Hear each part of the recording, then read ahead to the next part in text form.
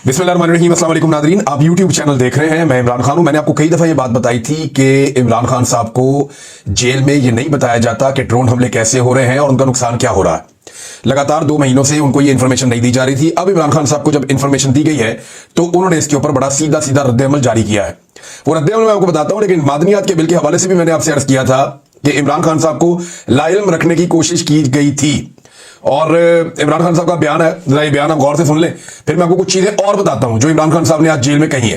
क्योंकि आज इमरान खान साहब के केस की समाअत हुई, कुछ सहाफी भी वहां पे गए, कुछ वकला भी वहां पे गए, इमरान खान साहब की पार्टी के लोग भी वहां पे गए। अली अमीन गंडापुर की और दीगर वकला की मुलाकातें भी हुई। अली अमीन गंडापुर को इमरान खान साहब अलग में भी मिले। इमरान खान साहब ने आज बहुत सारे इबाहम और बहुत सारी कंफ्यूजन खत्म कर दी हैं।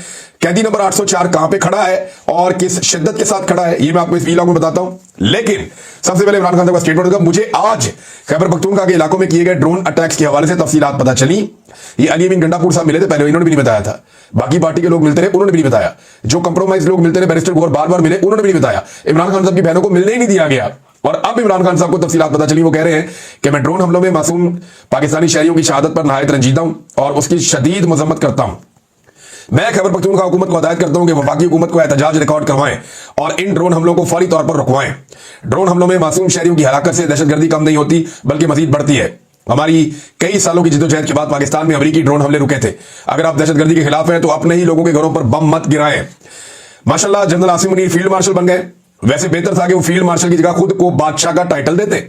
अब इसका मतलब यह है कि उन्होंने फील्ड मार्शल का टाइटल भी खुद को, इमरान खान साहब के बकौल जनरल आसिम मुनीर ने अपने आप को फील्ड मार्शल का टाइटल खुद ही दिया। और वैसे ये बात सच भी है। क्या पिद्दी और क्या पिद्दी का शोरबा। ये हुकूमत बनाएगी आसिम मुनीर साहब को फील्ड मार्शल। आसिम मुनीर साहब इनको जो कहेंगे ये वही करेंगे। वो नहीं कहेंगे कि आसिम मुनीर साहब को ये बुलाना शुरू कर देंगे, वो बुलाना शुरू कर देंगे।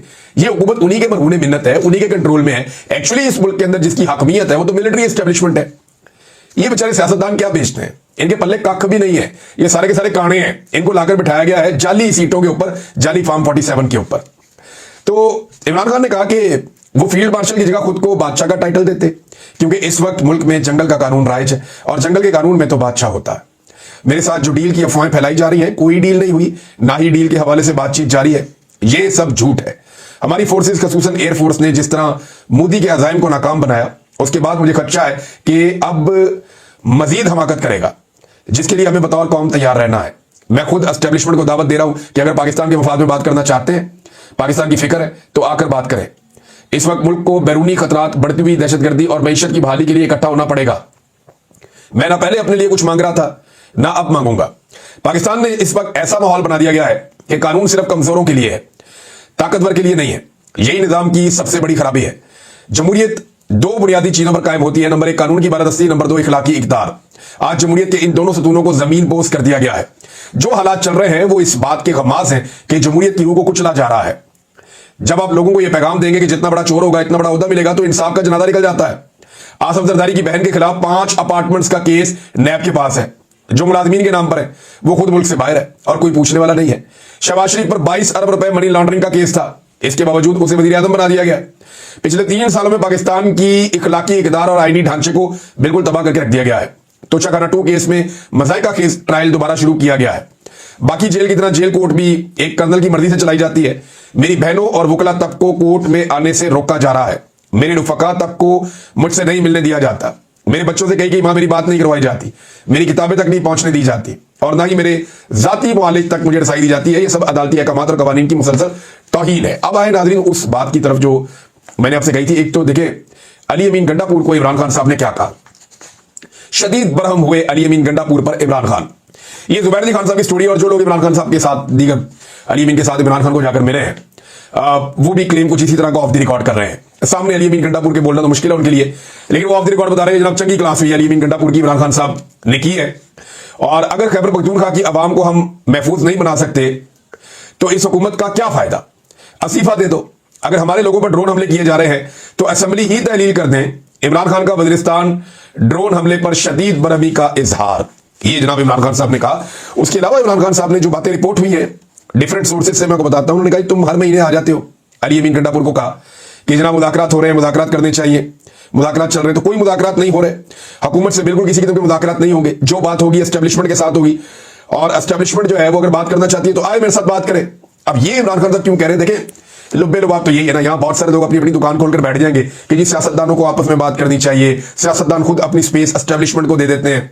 हम अपने आप को धोखे में क्यों रख रहे हैं भाई? सबको पता है सारा इख्तियार और सारा इख्तियार जनरल आसिम मुनीर साहब के पास है। सब कुछ जो है वो मिलिट्री एस्टेब्लिशमेंट के पास है, हर चीज को वो कंट्रोल कर रहे हैं, स्या और सफेद के वो मालिक हैं, तो उन्हीं से बात होगी ना भाई। जिनके पास असली फॉर्म 45 है जो लेकर चले गए मैंडेट, उन्हीं से बात होगी ना कि वापस दे दें, या ये जाली बनाई हुई हुकूमत के साथ बैठ के सिर्फ लूडो खेलते रहे। इनके साथ तो बात करने का फायदा कोई नहीं है। ये अपनी मर्जी से वॉशरूम नहीं जा सकते, अपनी मर्जी से स्टेटमेंट नहीं दे सकते। बातें इनकी बहुत बड़ी बड़ी है, लेकिन पल्ले इनके कख भी नहीं है। इनकी सियासी औकात जीरो है, फैसला साजी के अंदर इनका किरदार जीरो है। तो इनके साथ मुज़ाकरात करके इमरान खान ने क्या करना है? देखिए, एस्टेब्लिशमेंट ऑफ द रिकॉर्ड ये पैगाम भिजवाती रहती है, और वो हम लोगों को, सहाफियों को भी ये कहते रहते हैं। इवन जो अली अमीन गंडापुर है उनको भी ये कहते हैं ये, और बहुत सारे दोस्तों को ये बता रहे हैं कि जनाब अब सियासतदानों को आपस में बात करनी चाहिए, हम पीछे बैठे हुए हैं ना, हम मामला हल करवाते हैं, सियासतदानों से बात करें, हुकूमत के साथ बात करें, इमरान खान साहब की पार्टी या पोजीशन। तो वो सामने आने से डरते हैं, सामने आना नहीं चाहते। इमरान खान ये कहते हैं कि भाई सारा कुछ जो तुम कर रहे हो तो सामने भी आ जाओ, कपड़े उतार के आ जाओ, पता चल जाए कौन क्या कर रहा है। इमरान खान ये चाहते हैं कि एस्टेब्लिशमेंट खुद बातचीत करे, ताकि कोई अगर रह भी गया ओला तो वो भी खत्म हो जाए। लेकिन एस्टेब्लिशमेंट की ये बुजदिली है जो हमेशा से है कि वो खुलकर सामने नहीं आते। खुलकर आना हो तो फिर मार्शल लगा देना, तो वो खुलकर सामने नहीं आते। और इस वक्त सूरत ये है कि खान साहब कह रहे हैं कि अब ताकत तो है ही नहीं आपके पास, इख्तियार है ही नहीं इनके पास, ये सारे जाली आकर बैठे हुए, मैं इनके साथ क्यों बात करूं? मैं तो बात करूंगा उनके साथ जिन्होंने ये सारा इख्तियार छीना है, जिनके पास ताकत है, जिनके पास फैसला करने की कुव्वत है। अगर मुल्क को बचाना है तो आ जाओ, मुझे कोई डील नहीं चाहिए। वो ये साफ कहता है कि मैं सारी जिंदगी जेल में उतारूंगा। ये फवाद चौधरी का स्टेटमेंट आप देख रहे हैं ना, यहाँ एक फवाद चौधरी का स्टेटमेंट है, इमरान खान साहब से मिलकर आए। इन्होंने कहा जी आज कई हफ्तों की तातुल के बाद इमरान खान साहब से अडियाला जेल में मुलाकात हुई। रवायती ट्राउजर और टी शर्ट में पसीने से शराबोर इमरान खान गैर मुतजलजल अपने मौकिफ से 1 इंच पीछे नहीं हटे। 2 साल की कैद जो बड़े बड़े लोगों को तोड़ देती है, इस मर्दे जरी का कुछ नहीं बिगाड़ सकी। मैंने बहरहाल उनसे रिक्वेस्ट की कि टेम्परेचर पीछे लाना है मुल्क के मफाद में, और अपोजिशन अलायंस बनाकर मुज़ाकरात किए जाए, और एस्टेब्लिशमेंट और सियासी जमातों से सबसे मिलकर बात की जाए। मुस्तकबिल के फ्रेमवर्क की तरफ हमें बढ़ना चाहिए। ये वाइड सूरत है। तो इमरान खान ने बात सुनी और ये कहा कि अगली मुलाकात में बात करेंगे। मैं जानता हूं इमरान खान तो क्या होगा, ठीक है इस पर बात करेंगे, बाद में देखते हैं। तो इमरान खान आज भी वहीं खड़ा है। इस पे रवि ताहिर साहब ने एक स्टेटमेंट जो है वो कोट करके इमरान खान साहब का रिपोर्ट किया, और गालिबन ये कोट रिपोर्टर्स में से किसी ने सुनकर उनको बताया या वहां लीडर्स में से, ये जज के रूबरू इमरान खान साहब ने गुफ्तगू की। उन्होंने कहा अगर फील्ड मार्शल ने कसम खाई है तो मैंने भी कसम खाई है कि किसी सूरत यजीद के आगे नहीं झुकना। ये जनाब इमरान खान साहब का स्टेटमेंट है। इमरान खान साहब ने अली अमीन गंडापुर की भी क्लास ले ली, इमरान खान साहब ने बैरिस्टर गौर साहब की भी क्लास ले ली, और बैरिस्टर गौर साहब को तो उन्होंने कहा कि आप मुबारकबादें, और ये किस चक्कर में आप चल रहे हैं जनाब, हमारी पार्टी पॉलिसी, हमारी पार्टी लाइन एक अलग है। और इमरान खान की बहन ने भी बाहर आकर कहा कि जो पार्टी की पॉलिसी है वो कोई और नहीं देगा, वो इमरान खान साहब देंगे, और वो बताएंगे कि एक्चुअली पार्टी करना क्या चाहती है और पार्टी ने करना क्या है। अलीमा खान साहब ने बाहर आकर क्या क्या कहा, ये कुछ चीजें मैं आपके सामने रखता हूं। एक, उन्होंने कहा मईशत, दहशतगर्दी और मोदी के खतरे की वजह से इमरान खान ने कहा कि मैं एस्टेब्लिशमेंट को कहता हूं कि आए बात करें, मैं बात करने को तैयार हूं। उन्होंने ये नहीं कहा कि मेरे दरवाजे खुले हैं, लेकिन पाकिस्तान के लिए बात करने को तैयार हूं। नंबर 2, इमरान खान ने आज कहा है कि जो एक कैदी की सहूलियत होती है वो मुझे नहीं दी जा रही, मुझे मेरा कानूनी हक नहीं दिया जा रहा। 8 दिन पहले 11 किताबें भेजी गई, लेकिन अभी तक इमरान खान को फराहम नहीं की गई। 8 महीनों में सिर्फ 1 दफा बच्चों से बात करवाई गई, जो कि 3 महीने पहले की गई थी। अच्छा जी, और उन्होंने बताया कि इमरान खान ने कहा है कि मैंने कहा था कि मोदी जख्मी जानवर है, ये पाकिस्तान पर हमला करेगा, ये दहशतगर्दी हो रही है, इसमें इंडिया मुलव्वस है, मतलब मोदी एक्टिव हो चुका है, कौम ने मुत्तहिद रहना है और अलर्ट रहना है, मोदी हमला करेगा। ये इमरान खान की बात अलीमा खान ने बताई। फिर बताया कि आइंदा जो भी कहेगा कि मुज़ाकरात हो रहे हैं, एक तो आपने इन खबरों पर एतमाद नहीं करना, और अगर पार्टी के अंदर से कोई कहे कि मुज़ाकरात हो रहे हैं तो आपने समझना है कि वो अफवाहें फैला रहा है और इसका पार्टी से कोई ताल्लुक नहीं है। वैसे लास्ट टाइम ये अली अमीन गंडापुर ने कहा था कि इमरान खान साहब ने मुज़ाकरात के लिए ग्रीन सिग्नल दे दिया या मुज़ाकरात की इजाजत दे दी है। आज अली अमीन गंडापुर साहब बाहर आए तो बदले बदले थे। नॉर्मली वो मीडिया से ऐसे बातचीत भी नहीं करते, लेकिन आज आकर उन्हें अनाउंस करना पड़ा। उन्होंने कहा इमरान खान साहब ने मुझे कह दिया कि तहरीक चलानी है, अब मैं दोनों कंधे फ्राहम करूंगा, मैं तहरीक चलाऊंगा, मैं ये करूंगा। तो जो अंदर इमरान खान साहब ने किया इन सबके साथ, यानी ये वो इमरान खान है जिसकी पार्टी है, उसका कंट्रोल है, ये सारे इमरान खान साहब की वजह से इक़्तिदार में बैठे हुए आकर। और एक आदमी जिससे पूरी कौम ने उम्मीद बांधी हुई है, उस आदमी को उन्होंने जेल के अंदर बंद किया हुआ है। और ये जो सियासतदान है, ये बार अपनी मौज मस्ती की जिंदगी गुजार रहे हैं, इन्हें परवाही कोई नहीं, ये अपने इक़्तिदार के नशे एंजॉय कर रहे हैं और स्टेटमेंट्स ऐसे देते हैं जैसे एक इधर का स्टेटमेंट देता है, एक उधर का देता है। इमरान खान की पॉलिसी को फॉलो कोई नहीं करता, 2-2 महीने उसकी मुलाकातें रोक देते हैं, ये वहां भी कुछ नहीं करते। तो आज इमरान खान साहब ने चंगी क्लास ली है अली अमीन गंडापुर साहब की भी और बैरिस्टर गौर साहब की भी। मुख्तलिफ जो रिपोर्टें उनके मुताबिक जो लोग क्लेम कर रहे हैं, उन्होंने जो बताया उसके मुताबिक मैं चीजें आपके सामने रख रहा हूं। फिर नईम हैदर पंजूता साहब ने इमरान खान साहब से पूछा कि 6 मई को आपकी मुलाकात हुई थी, तो उस पर इमरान खान साहब ने बताया कि किसी से कोई मुलाकात मेरी नहीं हुई। तो ये तरतीब भी आ गई। कि इमरान खान साहब की कोई मुलाकात हुई थी, उन्होंने इसके ऊपर तरदीद कर दी है। लेकिन दूसरी तरफ से वो अभी भी बजिद हैं जिन लोगों ने ये खबर दी हुई है या जिन लोगों ने खबर फैलवाई है कि जनाब इमरान खान साहब से बात तो हुई थी। और वो एक्चुअली मामला ये था, जो अभी एक दो और दोस्तों ने बताया, उन्होंने कहा एक्चुअली मामला ये था कि जंग की सूरत में इमरान खान साहब को सिक्योर करने के हवाले से उन तक कोई इंफॉर्मेशन पहुंचाई गई थी और उन्हें एक ब्रीफिंग दी गई थी और उसमें इमरान खान साहब से रिक्वेस्ट की गई थी कि आपने कोऑपरेट करना है। लेकिन इमरान खान साहब की जानिब से या उनकी पार्टी की जानिब से इसमें तरदीद आ चुकी है। तो जब उन्होंने कह दिया कि नहीं हुआ, तो जब तक दूसरी साइड या पाकिस्तान की एस्टेब्लिशमेंट या डीजी आईएसपीआर खुद आकर नहीं कहते कि वाकई में इमरान खान साहब से 6 मई 7 मई को मुलाकात हुई थी, तो तब तक तो अभी हम कुछ नहीं कह सकते, क्योंकि एक पार्टी ने बात की, दूसरी पार्टी तो बात करती नहीं, सामने आती नहीं। तो जिस पार्टी ने बात की उन्होंने कहा मुलाकात हुई नहीं, अब दूसरी पार्टी आकर क्लेम करे तो फिर ही बात आगे बढ़ेगी, वरना ये बात यहीं पे रुक के खत्म हो जाती है। अब नाज़रीन एक और स्टेटमेंट है जो इमरान खान साहब ने दिया, मल्टीपल स्टेटमेंट्स हैं, और उन्होंने कहा जी कि खैबर पख्तूनख्वा में लंगड़ी रूढ़ी हुकूमत के बजाय आप इस्तीफा दे दें, असेंबली तहलील कर दें। इसको इमरान खान साहब ने इसको तरजीह बनाने का कहा। उन्होंने कहा आईजी तो तुम कर नहीं सकते अपनी मर्जी का चेंज, तो ऐसी हुकूमत का क्या फायदा, ये भी ताना इमरान खान साहब ने दिया। शेख वकास अकरम साहब के हवाले से मुझे एक साफी ने बताया कि उनके हवाले से इमरान खान साहब ने कहा कि वो पेशावर से क्यों नहीं बाहर निकल रहे, अगर वो सूबे से बाहर नहीं निकलते तो फिर चेंज किया जाए ये जो ओहदा है इंफॉर्मेशन सेक्रेटरी का, कि शेख वकास अकरम साहब प्रेस कॉन्फ्रेंस नहीं कर पा रहे, सामने नहीं आ पा रहे, खुलकर पार्टी का बयानिया नहीं बयान कर पा रहे, तो ट्वीट कर देते तो पार्टी नहीं चलती ना। तो इस पे भी इमरान खान साहब ने तनकीद की। बैरिस्टर गौहर साहब के मामले में, शेख वकास अकरम साहब के मामले में, अली अमीन गंडापुर साहब के मामले में इमरान खान साहब ने बड़ी क्लैरिटी के साथ इनके सामने चीजें रखी और बड़ी सख्ती के साथ अपने मौके को दोहराया है। अब नाज़रीन जो टिकटॉक हुकूमत है ना, ये जाली फॉर्म 47 के ऊपर बनी हुई वजीर आला, इन्होंने कहा कि जी 9 मई को जो है वो ज्यादा नुकसान हुआ पाकिस्तान का, और भारत ने जो हमला किया ऑपरेशन सिंदूर में वो पाकिस्तान का उतना नुकसान नहीं हुआ। मोदी की मोहब्बत में ये खानदान अंधा होता चला जा रहा है। मोदी के इश्क और उसके प्यार के अंदर ये बाप बेटी जो है वो बहते चले जा रहे हैं। इन्हें समझ नहीं आ रही कि ये अपने यार मोदी को कैसे फायदा पहुंचाएं। यानी अब वो ये कह रहे हैं, यानी इमरान खान से इनका खौफ इतना, इनको मोदी से डर नहीं है, कैदी से डर है। ये मोदी से नहीं डरते, ये कैदी से डरते हैं। ये मोदी के खिलाफ नहीं है, ये कैदी के खिलाफ है। ये मोदी को पाकिस्तान का दुश्मन नहीं समझते, ये कैदी को पाकिस्तान का दुश्मन समझते हैं। आप अंदाजा करें इनकी सोच का कि टिकटॉकर वजीर आला फरमा रही है कि पीटीआई ने ज्यादा नुकसान किया 9 मई को और भारत ने कम नुकसान किया। तो जनाब मैं चंद चीजें आपके सामने रखता हूं। क्या पाकिस्तान तहरीक इंसाफ ने बहुत सारी मसाजिद तबाह कर दी? क्या पाकिस्तान तहरीक इंसाफ ने पाकिस्तान में दर्जनों मिसाइल दाग दिए? क्या 50 से ज्यादा शहरी और फौजी जवान जो है वो शहीद कर दिए? क्या पाकिस्तान के अंदर बम और ड्रोन हमले किए? क्या पाकिस्तान का पानी जो है वो पाकिस्तान तहरीक इंसाफ ने रोका? कश्मीर में 3000 से ज्यादा नौजवान गिरफ्तार और गायब कर दिए गए हैं, जबकि 50 से ज्यादा को शहीद कर दिया गया है।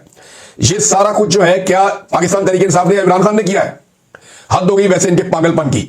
एक तो मोदी को बचाने के चक्कर में, दूसरा इमरान खान को लटकाने के चक्कर में ये खानदान अंदाजन तकरीबन पागल हो चुका है। यानी ये स्टेटमेंट पागलपन की हद तक है। कौन देगा ऐसा स्टेटमेंट? यानी कंपैरिजन कर रहे हैं पीटीआई ने ज्यादा बुरा किया पाकिस्तान के साथ, तो फिर 9 मई के बाद आर्मी चीफ को फील्ड मार्शल बना देते आप। अगर वो ज्यादा बड़ी लड़ाई थी तो, अगर वो ज्यादा बड़ी लड़ाई थी तो उसके ऊपर आप ज्यादा, वैसे उस लड़ाई को तो आज तक अपने सियासी फायदे के लिए इस्तेमाल किया गया। लोग एहतजाज करने निकले थे, पाकिस्तान तहरीक इंसाफ कहती है कि सीसीटीवी फुटेज लेकर आए, हमने तो किया ही कुछ नहीं, ना हमारी कोई प्लानिंग थी, और आज तक किसी अदालत में यह साबित भी नहीं कर पाए। यानी कोर कमांडर हाउस के अंदर तोड़फोड़ जो हुई उसको ये जोड़ देंगे, बहुत सारे मदारिस जो टूट गए, मसाजिद में बच्चे और उस्ताद जो शहीद हो गए, ये उसके साथ जोड़ेंगे। दुश्मन मुल्क ने पाकिस्तान के मुख्तलिफ इलाकों पर हमला कर दिया, उसने मिसाइल दाग दिए, ये उसके साथ जोड़ेंगे। हद हो गई वैसे इनके पागलपन की और दुश्मनी की। ये दुश्मनी है और कुछ नहीं, और ये पाकिस्तान का भला नहीं, नुकसान कर रहे हैं। उल्टा पाकिस्तान की एस्टेब्लिशमेंट का बेड़ा गर्क हो रहा है इनके इस तरह के बयान की वजह से। दो चीजें बहुत नुकसान पहुंचा रही है इस वक्त मिलिट्री एस्टेब्लिशमेंट को। नंबर 2, ये जितनी तशहीरी मुहिम चलाई जा रही है ना, मुझे बेशुमार लोगों ने यह बात बताई है कि इस तशहीरी मुहिम का उल्टा इंपैक्ट हो रहा है, लोग मजीद दूर चले जा रहे हैं। ये सिर्फ नजर आने की चीजें हैं, मीडिया के अंदर एक गिमिक क्रिएट किया गया है, लेकिन पब्लिक बड़ी खाइफ है। वो ये समझते हैं कि पाकिस्तान के सारे मसाइल के लिए जिम्मेदार पाकिस्तान की मिलिट्री एस्टेब्लिशमेंट है, जिन्होंने सबसे मकबूल लीडर को जेल में रखा हुआ है और पाकिस्तान के अवाम का मैंडेट भी चोरी किया है। जुल्म, जबर और फस्तायत के लिए वो जिम्मेदार है, जबकि एक जाली मैंडेट को लाकर हुकूमत को बैठा दिया गया है, जो शक्लें मुस्तरद की गई थी अवाम की जानिब से, उन्हें लाकर बैठा दिया गया। और ऊपर से शहबाज शरीफ साहब क्या कह रहे हैं, एक तो ये पागलपन है जो मैंने को बताया, भतीजी चचा उससे भी आगे, वो ये कह रहे हैं कि 71 की जंग का हमने बदला ले लिया भारत से। और खुदा का नाम ले मियां साहब, खुदा का नाम ले, कौन सी चीज कहां पे आपने जोड़ दी है? वो भाई 71 की जंग में 90,000 पाकिस्तानियों ने हथियार फेंके थे फौजियों ने। वो दुनिया की तारीख का सबसे बड़ा सरेंडर था। आज भी इंडिया के बाद उसकी तस्वीरें और वीडियो मौजूद हैं, वो पूरी दुनिया में शर्मिंदा करता है। 90,000 फौजी जो है उनके कैदी बना लिए गए थे। पाकिस्तान आधा टूट गया था, 2 टुकड़े हो गए थे पाकिस्तान के। आज तक कमर सीधी नहीं हो रही उस साने से, उसको आप जोड़ रहे हैं ये 4-6 तैयारी गिरने से। हद हो गई शहबाज शरीफ साहब। तैयारे यार, तैयारों का कोई नेमल बदला है मशरकी पाकिस्तान? फॉर गॉड सेक, 90,000 कैदियों का नेमल बदला है कि आपने उनके तैयारे गिरा दिए, बस ये 71 का बदला ले लिया। झूठ बोलने में, फ्रॉड करने में, बेईमानी करने में, चीजों को एग्जैजरेट करने में इस खानदान का कोई सानी नहीं है। इनका रिकॉर्ड कोई नहीं तोड़ सकता। अंदाजा करें, अब कह रहे जी 71 की जंग का हमने बदला ले लिया है। कौन सा बदला लिया भाई? आपने कश्मीर आजाद करवा लिया? आपने भारत को 2 टुकड़े कर दिया? क्या आपने भारत में क्या आलमी सतह पे अपनी जंग तस्लीम कर ली, शिकस्त? भाई उन्होंने सीज फायर का कहा, आपने फौरन कर दिया सीज फायर। आपको क्या जरूरत थी सीज फायर करने की जब आप कश्मीर आजाद करवा सकते थे बकौल आपके? या आपको क्या जरूरत थी सीज फायर करने की जब आप 20 तैयारे और गिरा सकते थे? आपको गिराने चाहिए थे। आप कह रहे हैं हमने तहम्मुल का मुजाहरा किया। तो जंग के अंदर तहम्मुल का मुजाहरा नहीं होता। जंग जब चल रही हो ना, जब लड़ाई चल रही हो तो फिर लड़ाई लड़ी जाती है। भारत शहबाज शरीफ साहब की बोंगी है, एक और इन्होंने मारी बोंगी के 71 की शिकस्त का बदला ले लिया 71 में, और ये चंद घंटे की लड़ाई में जमीन आसमान का फर्क है। जमीन आसमान का फर्क है, बहुत बड़ा फर्क है। वहां आपके 90,000 कैदी हैं भाई, वहां आपका आधा मुल्क टूट गया भाई। आज तक आप वो जख्म चाट रहे हैं भाई, आज तक उस चीज की तकलीफ होती है भाई। पूरी दुनिया में जहां जाते हैं ये तस्वीरें दिखाई जाती हैं, वीडियो दिखाई जाती हैं। आपके पास क्या है? आपने उनके 4-6 तैयारे गिराए हैं। एयरफोर्स को अल्लाह ताला ने बड़ी कामयाबी दी है, बड़ी जबरदस्त चीज हुई है, उसको हम मानते हैं। लेकिन इस कामयाबी को आप इतना बड़ा ना करें कि इसके अंदर हवा भर भर के ये बैलून ही आप फाड़ दें। फैसल वाडा साहब का मुतालबा चेक करें आप जरा। आप ये शाह से ज्यादा शाह के वफादार लोग हैं, और इनकी हरकतें चेक करें। पाकिस्तान में लोगों के पास खाने के लिए नहीं है, हालात पाकिस्तानियों के पतले हैं, तो इनकी जनाब डिमांड आई है कि फौरी तौर पे बजट में फौज के मजीद इजाफा किया जाए। हालांकि थोड़ा अर्सा पहले 18% का एक इजाफा किया गया था जब जंग के हालात बनने जा रहे थे। फौज की तमाम फोर्सेज की तनख्वाहें डबल और दिफाई बजट बढ़ाना पड़ेगा, ये फैसल वाडा कह रहे हैं। और किस जंगी जुनून में भाई कौम को लेकर जा रहे हो? क्या ये कौम इतना बोझ उठा सकती है? कहां से लेकर आएंगे इतने पैसे? हमारे पास एटम बम है, हमारे पास मिसाइल्स हैं, हमारे पास फौज मौजूद है, अब और क्या हमने करना है? और फौज ने अच्छी लड़ाई लड़के दिखाई है बकौल उठ के, और बकौल आप लोगों के सबके। तो ये शाह से ज्यादा शाह के वफादार जो है ना, अपने छोटे से फायदे के लिए, अपनी एक बोटी के लिए कौम का बकरा और ऊंट सेवा करने के चक्कर में रहते हैं हमेशा। भाई गरीब कौम है, पहले सारे तरक्याती मनसूबे रुक गए हैं। IMF अपने गले के ऊपर जो है वो छुरी रखी हुई है, किसी वक्त भी आपको सेवा कर देंगे। हर चीज आप गैरों से पूछकर कर रहे हैं, बजट आप अपना बना नहीं सकते। और हद हो गई यहां पे कह रहे हैं जनाब कि अब मजीद बजट को बढ़ाया जाए। तो भाई अगर बजट मजीद बढ़ाना है ना, तो सबसे पहले जी कौमी असम्बली के जो अरकान हैं, जो सेनेटर हैं, जो सूबाई असम्बली के अरकान हैं, ये जितने हुकूमत के अंदर सियासतदान है, सारे अपने खर्चे छोड़ें। ये जो लग्जरी लाइफस्टाइल है ना, चाहे वो जजों का है, चाहे वो जर्नलों का है, चाहे वो सियासतदानों का है, चाहे जितने सरकारी मुलाजमीन का है, वो सारा खत्म करवाएं आप। भाई सबसे पहले इनसे मुराद वापस लेना, सबसे पहले इनसे लशपश किस्म की लाइफ वापस लें, फिर आप गरीब आदमी कहेंगे अपना पेट काट के दो भाई, हमने मजीद दिफाई बजट जो है वो बढ़ाना है। आप पहले कुर्बानी आपको देनी पड़ेगी। अब तक के लिए इतने, अपना ख्याल रखिएगा, अपने चैनल का भी अल्लाह हाफ़िज़।